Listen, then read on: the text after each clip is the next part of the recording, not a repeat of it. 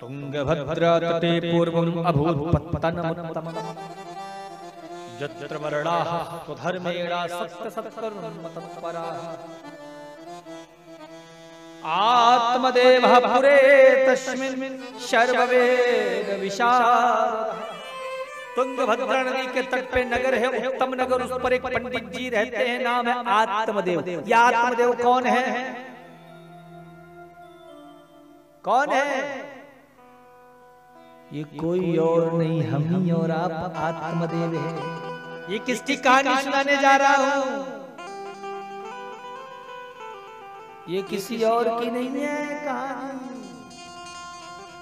ये हम ही आप हैं, याद रखना। नवद्वारे पुरे देहि, इस भव सिंधु के किनारे पे बसा उत्तम नगर ये शरीर है, और इस नगर के बीच में रहने वाली ये आत्मा ही आत्मदेव पंडित है। इस पंडित की एक दुल्हन है, पत्नी है, नाम है धुंधुली। क्या नाम है? ऐसे ही महाराज इस शरीर की भी एक पत्नी, इस आत्मा की भी एक पत्नी है। नाम बताओ? उस पत्नी का नाम है बुद्धि। क्या नाम है? जोर से बोलो। बुद्धि।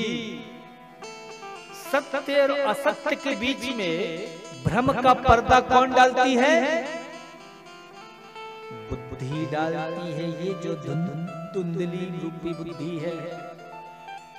तो माई बाप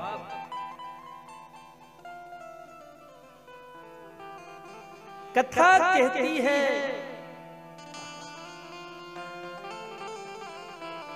कोई संतान नहीं थी आत्मदेव जी के घर। ऐसे तो आत्मदेव जी को कभी कोई फर्क नहीं पड़ा, लेकिन जो पड़ोसी लोग होते हैं ना, ये बिग पॉइंट खोजते हैं। ऐसा कौन सा पॉइंट मिले बस किसी का शादी में निमंत्रण आया हो और पता लग जाए कि हमारे बगल वाले का निमंत्रण नहीं है, तो सबसे पहले उसी घर में जाएंगे। अरे अरे जायसवाल जी, आप नहीं चल रहे शादी में? अरे नहीं नहीं नहीं, आज हम व्यस्त हैं थोड़ा सा, नहीं जा। अरे अभी तक आप थे नहीं, हम लोग तैयार हो गए, शादी का टाइम है, 7 बजे का निमंत्रण था, 6:30 बजे जल्दी जल्दी तैयार। अरे नहीं नहीं, आज थोड़ा सा काम में।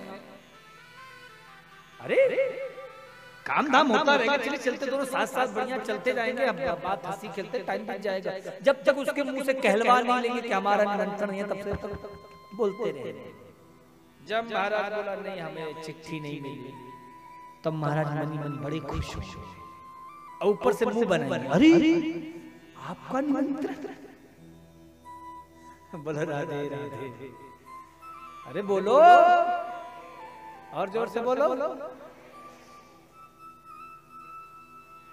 तब कहलवा लेंगे ना कि निमंत्रण है, तब बड़े बड़े और ऊपर से कहेंगे आपका निमंत्रण, आपका निमंत्रण। अरे पूरा मन हमारा खट्टा हो गया, अब हमारा भी जानने का मन नहीं कर रहा, मन नहीं कर रहा। और यदि आप बोलो तो हम भी ना जाएं। अब कौन कहेगा कि भाई तुम मत जाओ, भाई चले जाओ। बाद में अकेला के बड़ा खुश, बड़ा मजा आया, हमारा चिट्ठी आया, हमारा मतलब इसका देखो नहीं आया। महाराज ये मानवीय बुद्धि होती है। आत्मदेव जी को लोगों ने कहा महाराज बेटा नहीं, बेटा नहीं।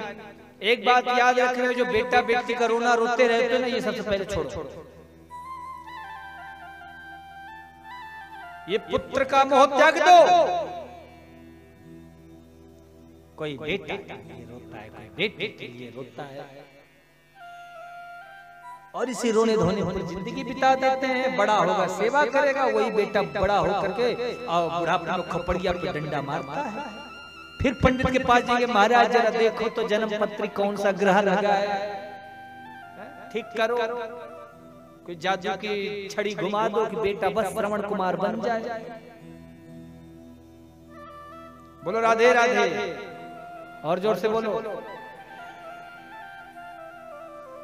कोई किसी का पुत्र नहीं है, कोई किसी का पिता नहीं है, कोई किसी की माता नहीं है। संबंध तो सच्चा केवल एक ही है, और वो हमारे गोविंद का है। केवल ईश्वर।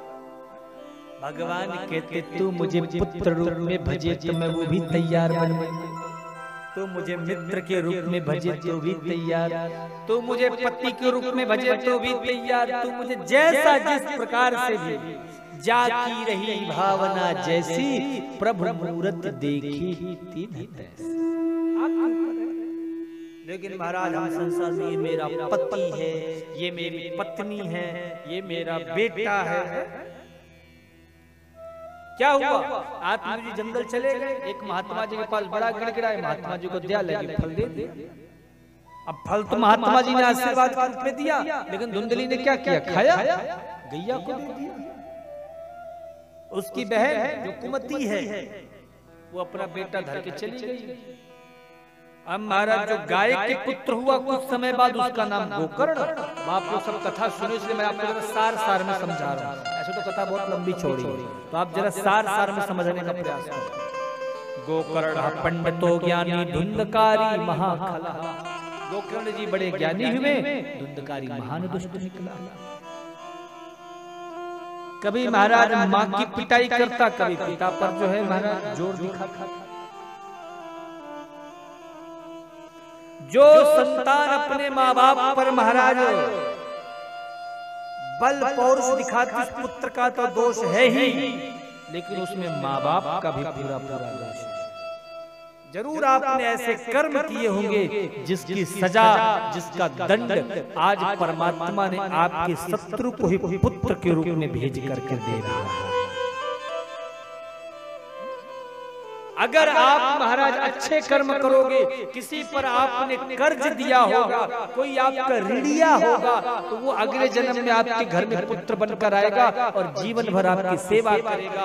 किसी के साथ आपने छल किया है, किसी के साथ आपने कपट किया है, किसी के साथ आपने हिंसा की है, तो महाराज वह भी अगले जन्म में आपका पुत्र बनकर आएगा और शत्रु की तरह आपको दोनों ही पुत्र बनकर आएंगे। इसलिए जीवन में महाराज जी मत सोचो कि किसी का तुम बुरा कर लोगे तो तुम्हारे साथ बुरा नहीं होगा। बोया पेड़ बबूल का आम कहां से होगा? माई बाप संभल जाओ। आत्मदेव जी ने सोचा, अरे मैंने तो सोचा था कि बड़ा होकर के मेरी बड़ी सेवा करेगा, बड़ा आराम मिलेगा, अरे इससे अच्छा तो बेटा ही नहीं होता तो ज्यादा अच्छा। बेटा क्या हो गया, आए दिन सताता रहता है, आए दिन कष्ट देता है, बड़ा कष्ट। तब गोकर्ण जी और समझाने लगे, पिताजी असार खल संसार दुख रूपी विमोह कहा, सुतम कस्य धनम कस्य स्नेहवान ज्वलते निशम। गोकर्ण जी ने कहा, पिताजी ये संसार आसार है। क्या है? जोर से बोलो। आसार मतलब जिसमें कोई सार नहीं है। यह दुख का स्वरूप है। दुख देखना है कैसा होता है, बोले संसार को देख लो। संसार क्या है? दुख का स्वरूप है। और माई बाप ये दुख का स्वरूप कैसा होता है? बोले मोह में फंसाने वाला होता है। कैसा होता है? जब भगवान किसी को दुख देते हैं ना, सबसे पहले उसे माया में फंसाते हैं, मोह में। हाय मेरा बेटा, है मेरा मुन्ना, है मेरा पोता, है मेरा मकान, बस इसी में फंसा देता है। फिर महाराज जिंदगी भर वो इसी दुख में। मुन्ने के 10% कम हो गए, पिछली बार 80 था, इस बार 70% आया था। लो दुखी, दूसरे का दुख, दूसरे का टेंशन और टेंशन। बोलो राधे राधे। अरे मैया मुंह दबा के क्यों हंस रही हो? खूब खुल के हंसो महाराज। बोलो राधे राधे। अरे ठाकुर जी का दरबार है महाराज, यहाँ हंसो भी तो दिल खोल कर, रो भी तो दिल खोल कर, नाचो भी तो दिल खोल कर। कितना संसार के देखते रहेंगे। बोलो राधे राधे। नींद आए तो सो भी खूब जम जम। बोलो राधे राधे। और प्रेम से बोलो। तो माई बाप इस संसार में कोई सार नहीं है, दिन रात दीपक के समान जलने वाले। विचार करिए, ये कुटुंब किसका है, धन किसका है, रिश्ते नाते किसके हैं। और जैसे दीपक जलता रहता है, ऐसे हम इसी तरह से संसार के बारे में सोच सोच के जलते रहते हैं। तो सुखी कौन है?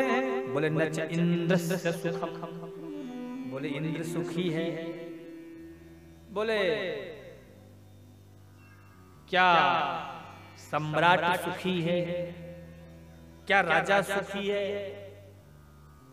दीन कहे धनवान सुखी, धनवान कहे सुख राजा को भारी।